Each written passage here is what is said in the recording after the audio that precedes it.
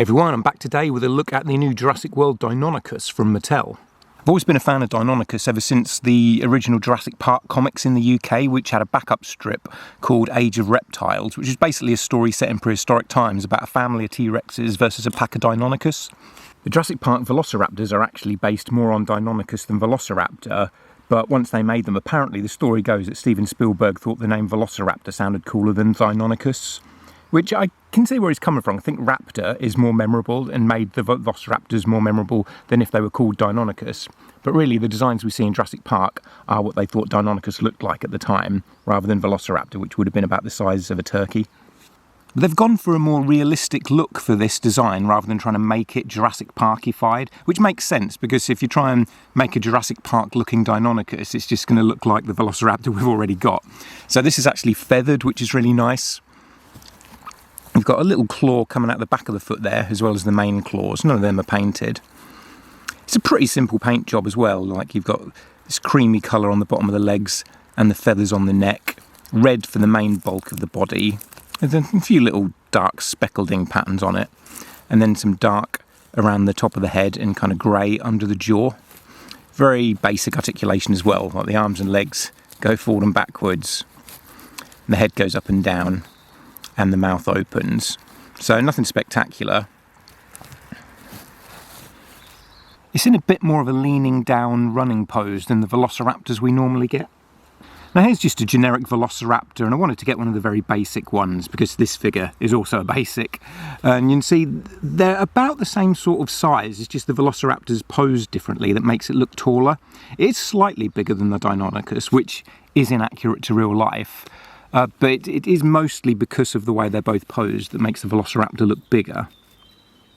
Like, the legs are slightly longer, but the body's about the same length.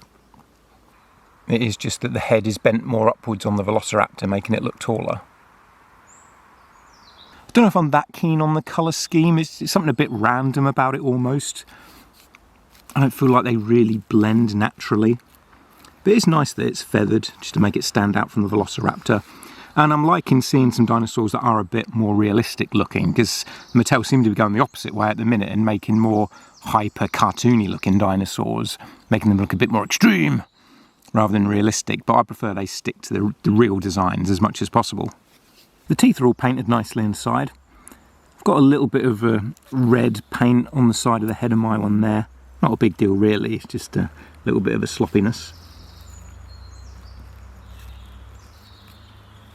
Even though I wouldn't expect it from a basic figure, I think the nails being painted would have really helped. There is something that just looks a little bit too basic about the paint job of this guy. Here's the app code, so hopefully you'll be able to scan that. It is a nicely sculpted figure. Like, the details of the feathering all looks really good.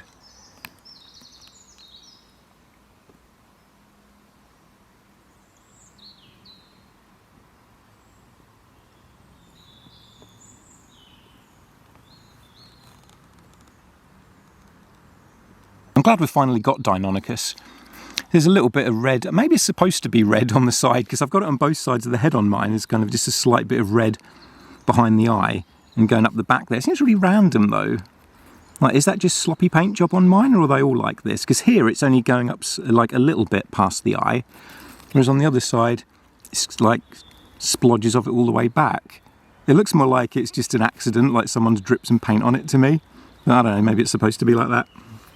I'm glad we've got Deinonychus finally, because it's a dinosaur that I've been aware of ever since the first Jurassic Park movie, so it just feels like quite a well-known dinosaur to me, but maybe that is just my own bias, because I've known about it all these years. And I always loved the Age of Reptiles backup strip in the Jurassic Park comic, so I kind of feel like that is a part of the Jurassic franchise in my mind. I haven't been doing many Jurassic reviews lately because there hasn't been much coming out I've wanted, other than a couple of Hammond Collection hybrids. The main line has mostly been giving us more kind of extreme cartoony versions of dinosaurs that I'm not keen on, so I just haven't been buying them. The franchise in general feels like it's in a bit of a lull at the minute. Like, the Jurassic World experience is closed in London, so I can't go there anymore. There's no movie or cartoon out this year. The toy line doesn't seem to be releasing that many new dinosaurs like it normally does. I get the feeling that Chaos Theory wasn't as popular as Camp Cretaceous, because there didn't seem to be as much hype around it, even though I really loved it.